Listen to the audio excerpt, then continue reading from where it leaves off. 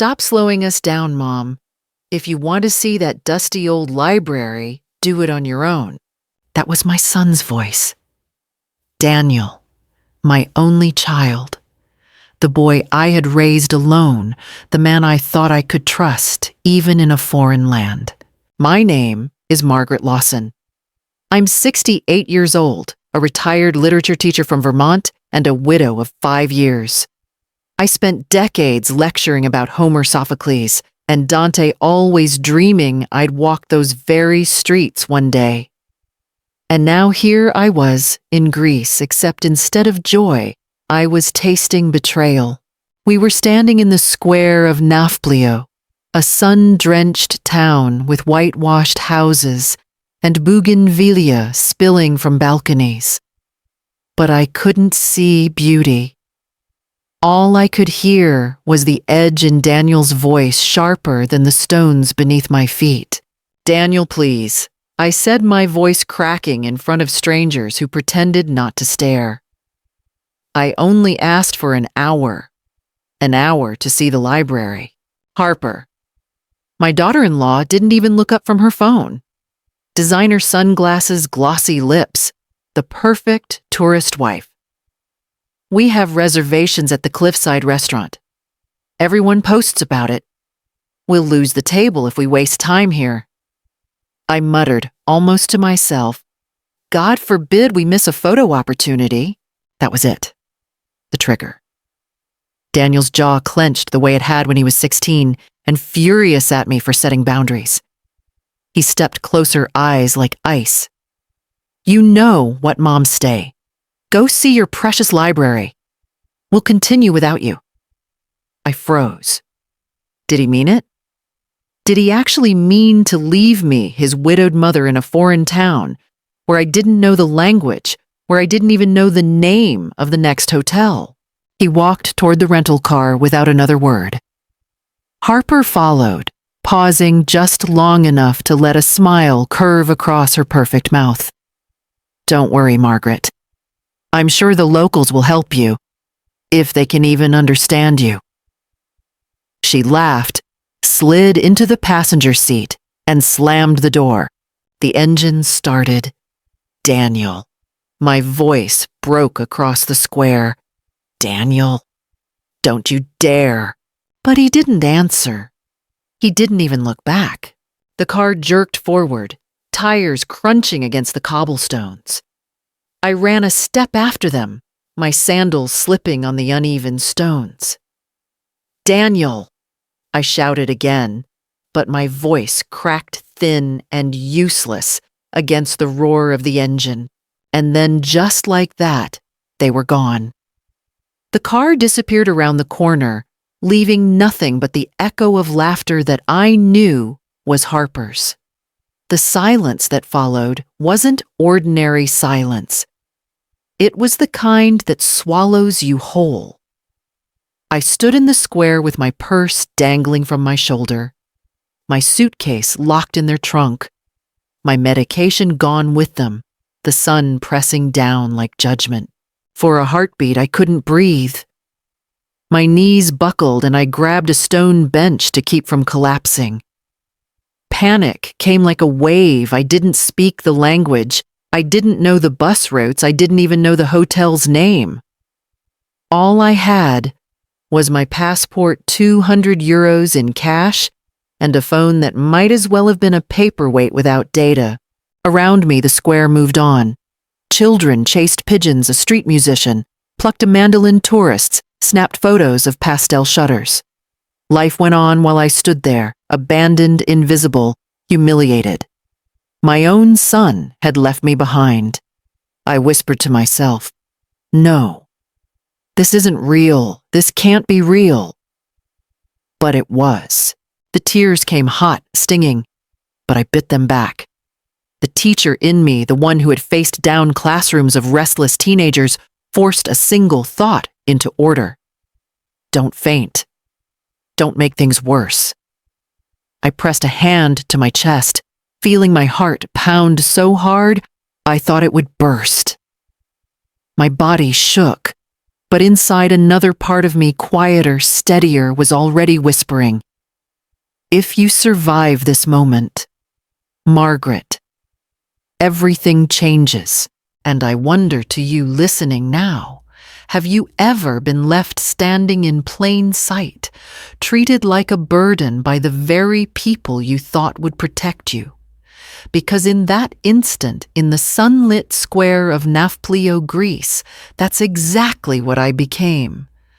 The forgotten mother, discarded like an extra suitcase no one wanted to carry. And I can't help but wonder, where are you hearing my story right now? In a quiet apartment in New York, a farmhouse in Kansas, or maybe halfway across the world? Tell me in the comments the city, state, or country where you're listening. I'd love to know. My legs felt like lead as I forced myself off that stone bench. I could not stay frozen in the square. If I did, panic would swallow me whole. I looked around, desperate for anything familiar, an English word, a sign, a face that seemed safe. And then I saw it, a chalkboard propped in the window of a little cafe, the words "Free Wi-Fi" scrawled in crooked letters. A lifeline. I pushed the door open, harder than I meant to. Inside, the air was cooler, rich with the smell of coffee and fresh bread. A handful of people sat at small tables, their voices a low hum.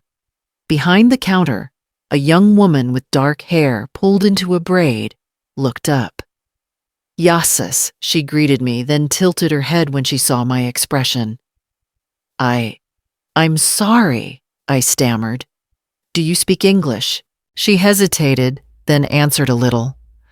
Relief broke through my panic. I pointed to the sign. "Wi-Fi, please." Her face softened with understanding.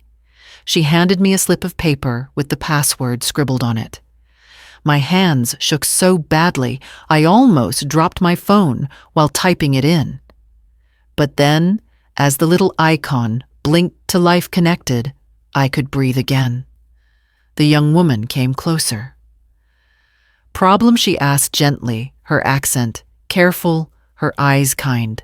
How could I explain in broken words that my own son had left me here?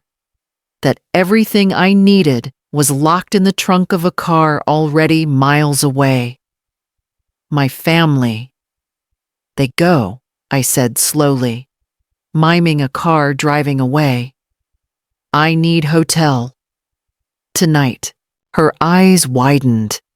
She said something rapid in Greek, then caught herself and touched her chest. "Sophia," she told me. "I help." Sophia, a stranger, an angel.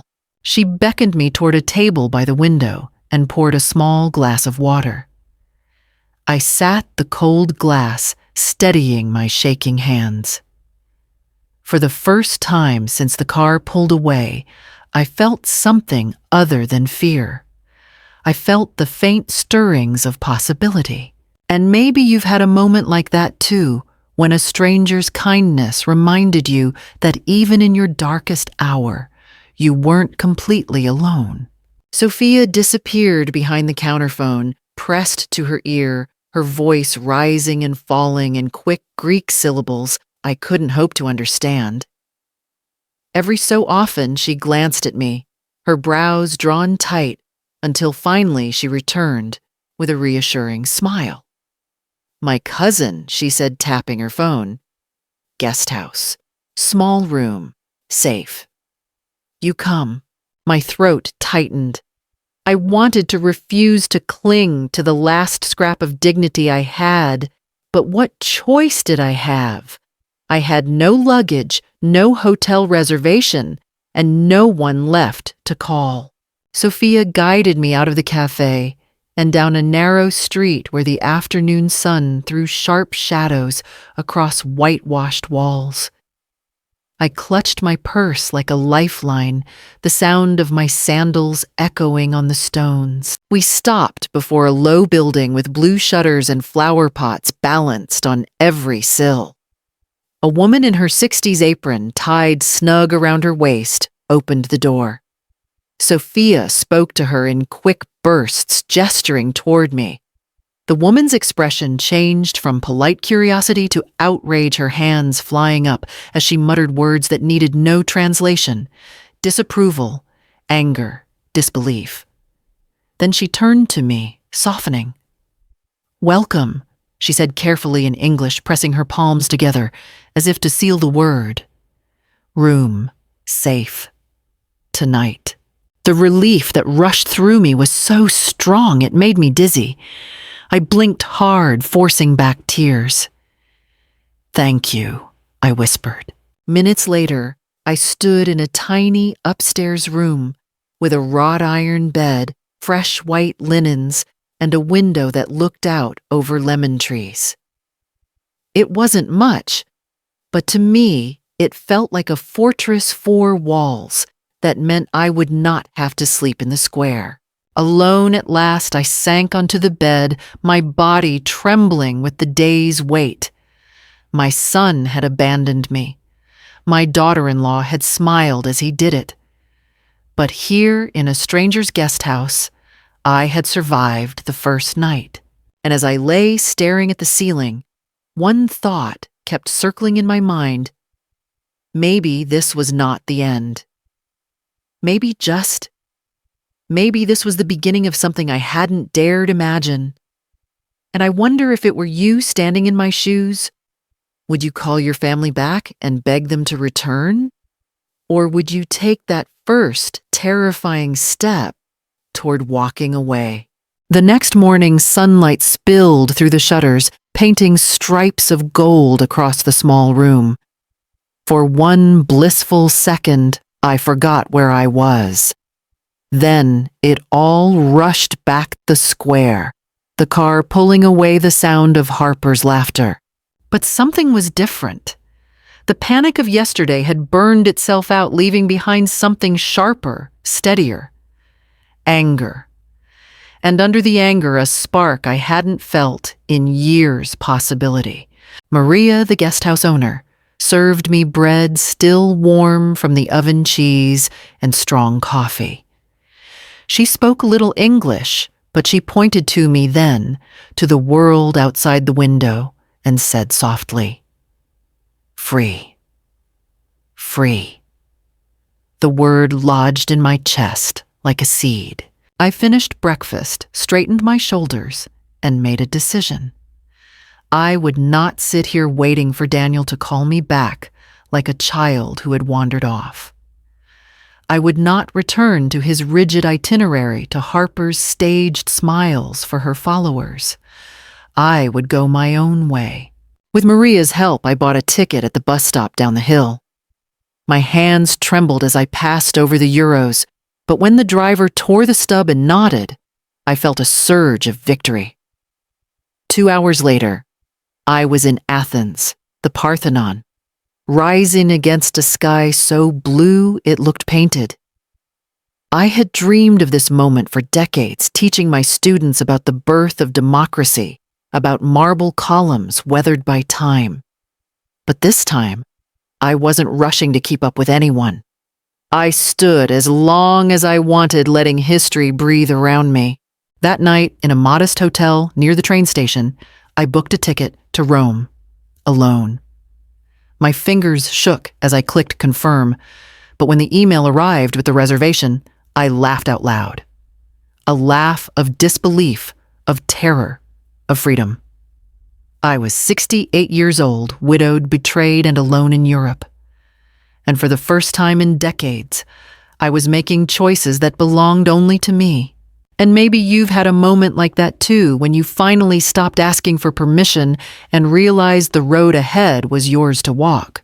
Rome greeted me with chaos, honking scooters, sun-scorched ruins, voices rising and falling in a language I could barely follow. I dragged my small bag down cobblestoned streets, and instead of feeling lost, I felt alive. Every corner carried echoes of what I'd taught for decades: the Colosseum's arches, the Pantheon's perfect dome fountains that spilled history as freely as water. For once, I wasn't hurrying after anyone else's footsteps. I stopped where I wanted, lingered as long as I wished. In a tiny piazza, I bought myself a simple cotton dress, blue with white stitching. Nothing fancy, but when I changed into it, I hardly recognized the woman in the mirror. She looked lighter, less like a burden, more like a traveler who belonged to herself.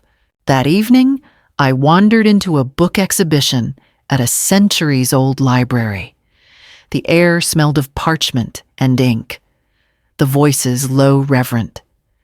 My fingers brushed spines of Latin texts I had once quoted to students, and I felt tears prick my eyes.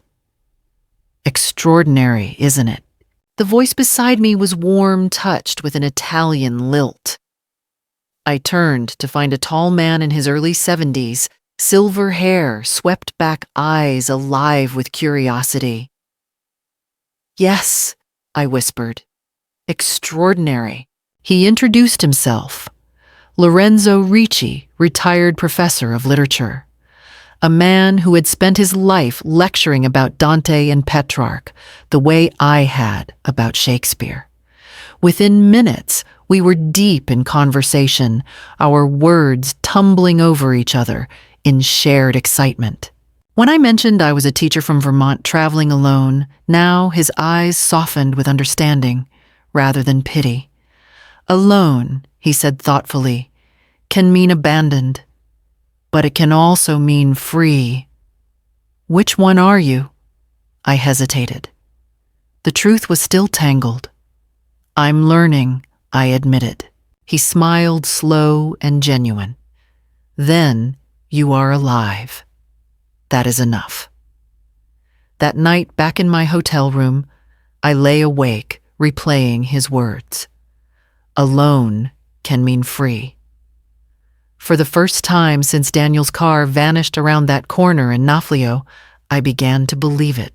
The call came just as I stepped out of a small trattoria in Rome, the taste of red wine still warm on my tongue. My phone buzzed with Daniel's name flashing across the screen. For a moment, I considered ignoring it.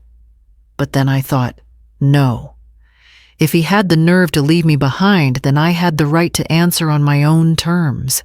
I slid my finger across the screen. Yes. His voice was urgent, defensive. Mom, where are you? We've been worried sick. Harper's in tears. You could have just called instead of making this into some punishment. I stopped in the middle of the street, letting the noise of Rome swirl around me. Punishment. I repeated, my voice steady. Daniel, you abandoned me. You left me in a foreign country with no luggage, no language, and no way to reach you. That's not punishment. That's cruelty. He tried to interrupt, but I didn't let him. Not this time. And now I continued. I want you to sit with the consequences of that choice. You wanted freedom from me. You have it. I won't be following your schedule anymore. I won't be rushing to make your dinner reservations or posing for Harper's photos. You've lost that version of me. Mom, I'm not done. My voice cut sharper than I expected, strong, commanding the teacher in me resurfacing. For years, I gave you everything. I raised you alone. I worked 2 jobs so you could go to college. I kept Harper's complaints to myself. And this is how you repay me, by treating me like baggage. He went quiet. For once, I had the floor. So here's what's going to happen. I said, my tone cold but calm. You'll finish your little Instagram perfect vacation without me. Meanwhile, I'll be traveling on my own. You don't need to know where. You don't need to know when. And when you go back to Boston, you can explain to your children why their grandmother isn't there to babysit on demand anymore. Maybe then you'll understand what it means to be left without support. I ended the call before he could reply. My hand shook, not from fear, but from adrenaline. For the first time in years, I hadn't begged, hadn't excused, hadn't swallowed my pain. I had struck back, not with malice, but with truth. And it felt like reclaiming a piece of myself I'd long forgotten. Not 5 minutes after I hung up on Daniel, my phone buzzed again. A message this time. Harper. Margaret. This has gone far enough. Stop embarrassing us. The children are upset. Just tell us where you are, and we'll come collect you. We can move past this, but only if you stop being so dramatic. Collect me. Like I was a lost umbrella left behind on a train. I stared at the screen until my hand stilled. Then calmly, I opened my banking app. For years, I had been transferring money every month, little gifts, as I called them. Help with their mortgage. Help with the kids' private school. Help with their lifestyle that always seemed to demand more. They had grown used to it. Dependent on it. Not anymore. With 3 taps, I canceled the recurring transfer. Gone. Just like that. Their golden stream dried up. Then I drafted a single message back to Harper and Daniel. You left me behind like I was nothing. From this day forward, you will see what nothing really means. No more monthly help. No more quiet support. No more safety net. You chose to abandon me. Now you'll learn how to stand on your own. I hit send before I could hesitate. The silence that followed wasn't fear, it was freedom. Because money had been the chain they tugged on whenever they wanted me to bend. Babysitting, paying bills, smiling for appearances. I was always the reliable one, the fixer, the bank. But not anymore. I stood in the Roman street, the ruins of empires around me, and I felt taller than I had in years. For the first time, they would be the ones to panic, to scramble to explain. And for the first time, I would not be the one to rescue them. And I wonder, have you ever reached that point where you finally stop paying the price for someone else's ingratitude? 2 weeks later, I boarded a train heading north, the landscape of Italy, unfolding like a painting outside my window. Rolling hills, rows of cypress trees, vineyards bathed in sunlight. Tuscany. Beside me sat only a small bag. It amazed me how little I truly needed: 2 dresses, a few books, a sketch pad, and my passport. Everything else I had left behind both physically and emotionally. Waiting at the station was Lorenzo. He greeted me with a smile that was neither demanding nor pitying. Just warm. Welcome, he said simply, as if he'd been expecting me all along. His countryside home was nothing like the cold, curated hotels Harper had dragged me through. This place breathed history. Stone walls softened by ivy, a courtyard shaded by olive trees, the scent of rosemary on the breeze. His housekeeper, Sophia, greeted me with a basket of bread and fruit, as though I were family, not a guest. That evening, we ate outside, beneath a sky streaked with pink and gold. Lorenzo poured me a glass of his vineyard's own red wine and said, "Here the pace is slower. You will have time to think, to live." For years, my life had been a treadmill, rushing for Daniel, babysitting on demand, paying bills that weren't mine, being grateful for scraps of attention. Now, as the cicadas sang and the Tuscan hills glowed in the fading light, I felt something I hadn't in decades: peace. And maybe you've felt it too, that moment when you realize you've stepped off the treadmill, when the world finally slows enough for you to hear your own heartbeat again. Days in Tuscany melted into a rhythm that healed me in ways I hadn't expected. Mornings began with coffee on the terrace, the valley below veiled in soft mist.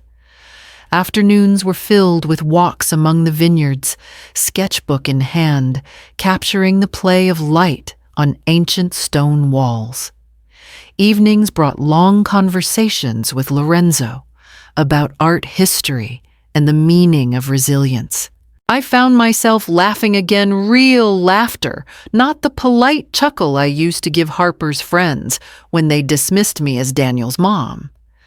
Here I was, simply Margaret, a woman, not an errand, not a wallet, not a babysitter. One night, under a canopy of stars so bright they seemed close enough to touch, Lorenzo turned to me and said, "You know, Margaret, you didn't just survive abandonment. You transformed it. That takes courage." His words pierced me deeper than he knew. For the first time in years, I believed them, because the truth was simple. Daniel's betrayal had broken something, but in the breaking, I discovered pieces of myself I had forgotten. Independence, desire, the right to live without apology.